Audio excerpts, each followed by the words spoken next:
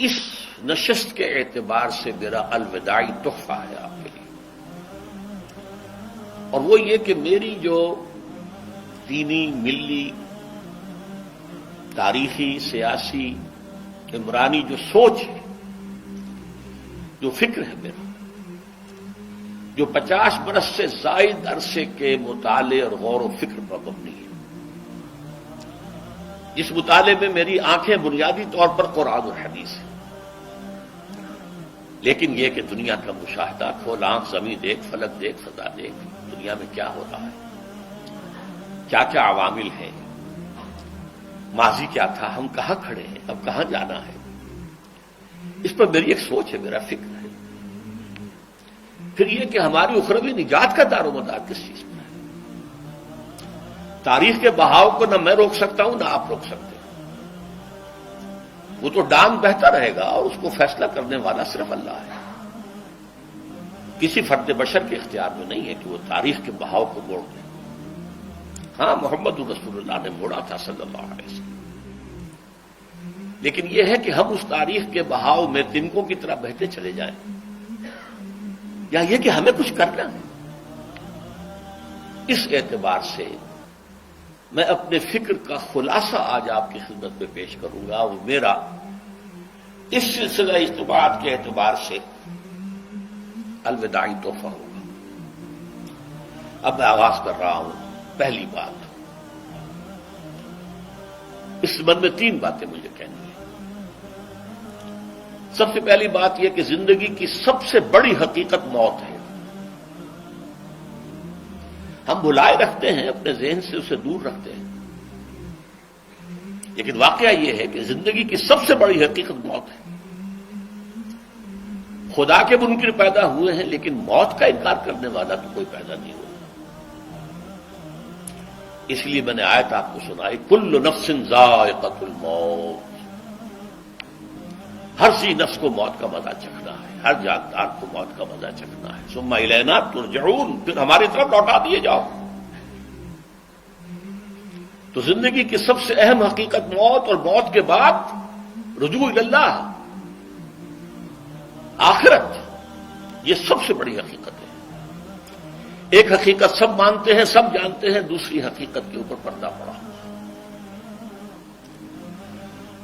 میں نے اس اعتبار سے نوٹ کیا، یہ الفاظ قرآن میں 3 مرتبہ ہے، کل نفس ذائقۃ الموت،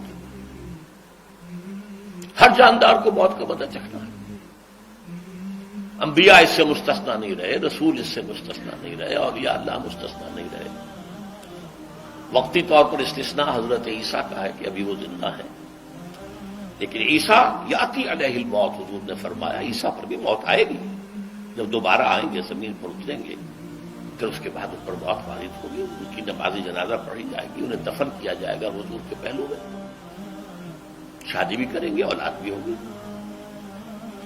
باقی تو یہ ہے کہ کل نفس ذائقۃ الموت، سب کو موت کا مزہ چکھنا ہے۔ عیسیٰ بھی بالآخر اس سے مستثنا نہیں رہیں گے، بلکہ قرآن میں ایک جگہ کہا گیا ہے أَفَإِن مِتَّ فَهُمُ الْخَالِدُونَ، کیا ہے نبی، اگر آپ کا انتقال ہو گیا تو یہ کیا ہمیشہ رہیں گے؟ کون ہے دنیا میں جو ہمیشہ رہے؟ انتقال تو ہونا، آپ کا بھی ہونا ہے۔ إِنَّكَ مَيِّتٌ وَإِنَّهُمْ لَمَيِّتُونَ، یہ تو مختصر ترین الفاظ تھے۔ اس سے آگے بڑھیے، سورہ انبیاء میں فرمایا کل نفس ذائقۃ الموت وَنَبْلُوكُمْ بِالشَّرِّ وَالْخَيْرِ فِتْنَةً وَإِلَيْنَا تُرْجَعُونَ، ہر جاندار کو موت کا مزہ چکھنا ہے، اور اس سے پہلے پہلے ہم تمہیں آزماتے رہیں گے، خیر کے ذریعے بھی، بھلائی دے کر، صحت دے کر، دولت دے کر، اولاد دے کر، شہرت دے کر، اور برائی کے ذریعے سے بھی، تنگ دستی دے کر، بے عزتی دے کر، اہانت دے کر، ذلت دے کر، وَإِلَيْنَا تُرْجَعُونَ، اور پھر ہماری طرف لوٹائے جاؤ گے۔ یہ وہ دوسری حقیقت جو میں نے کہا کہ جس پر پردہ پڑا ہوا ہے، بہت بڑا پردہ ہے۔ لوگ یہی سمجھتے ہیں کہ یہی دنیا کی زندگی ہے۔ قرآن کہتا ہے إِنَّ الدَّارَ الْآخِرَةَ لَهِيَ الْحَيَوَانُ لَوْ كَانُوا يَعْلَمُونَ، یہ تو آخرت پر ہی زندگی ہے جو اصل زندگی ہے، کاش کہ انہیں معلوم ہوتا۔ اس سے بھی زیادہ تفصیل سے یہ آل عمران میں آئی آیت، کل نفس ذائقۃ الموت وانما توفون اجورکم یوم القیامہ،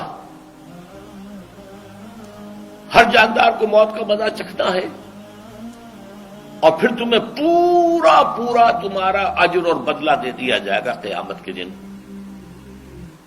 فمن زحزح عن النار وادخل الجنۃ فقد فاز، جو کوئی آگ سے بچا لیا گیا اور جنت میں داخل کر دیا گیا وہ تو کامیاب ہو گیا۔ اللہم ربنا اجعلنا منہم، اللہم ربنا اجعلنا منہم، اللہم ربنا اجعلنا منہم۔ وما الحیات الدنیا الا متاع الغرور، اور دنیا کی زندگی تو سوائے دھوکے کے سامان کے اور کچھ نہیں۔ دھوکہ کس معنی میں؟ یہ تمہیں اصل زندگی سے غافل کر دیتی ہے۔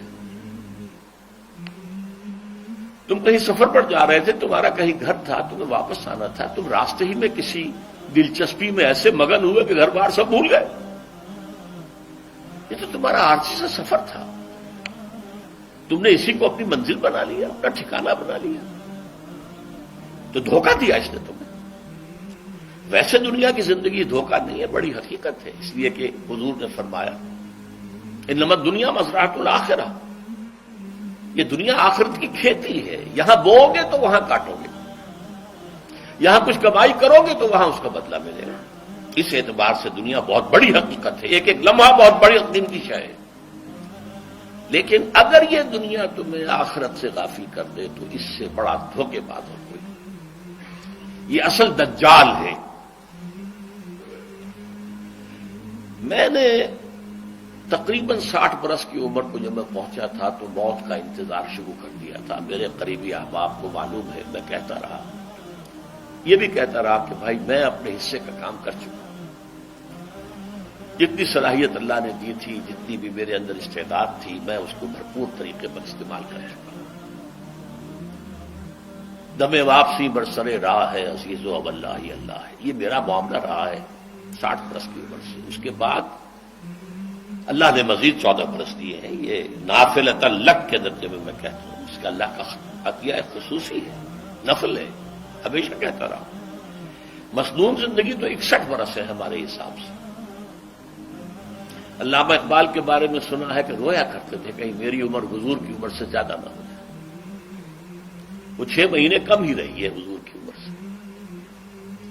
جو حضور کی عمر تھی وہی حضرت ابو بکر کی، وہی حضرت عمر کی، وہی حضرت علی کی۔ ہاں، حضرت عثمان 82 برس کے ہوئے ماشاءاللہ۔ پھر یہاں کے مجددین میں سے وہی عمر حضرت شیخ احمد سرہندی کی، وہی شاہ ولی اللہ دہلوی کی۔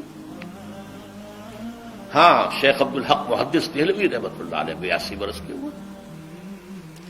لیکن یہ میں کہا کرتا تھا مصنون عمر تو 61 برس ہے، جسے ہم 63 کہتے ہیں، وہ اصل میں ہمارے حساب سے 61 بنتا ہے۔ وہ 63 قمری ہیں، جو 9 دن کم ہے، قمری سال جو ہے وہ شمسی سال سے۔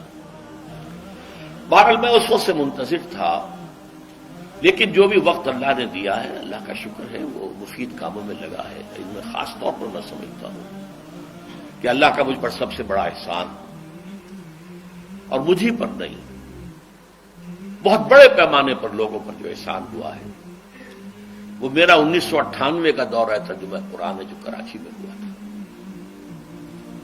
1998 کے مارچ میں میرا بڑا آپریشن ہوا، دونوں گھٹنے تبدیل کیے گئے، لیکن 98 کے آخر میں، حالانکہ میں چل نہیں سکتا تھا، کراچی میں مسجد جو ہے اونچی ہے، دوسری منزل پر ہے، تو خاص ریمپ بنایا گیا جس کے ذریعے میں ویل چیئر پر مجھے لے جایا جاتا تھا۔ میں نے درس کیا۔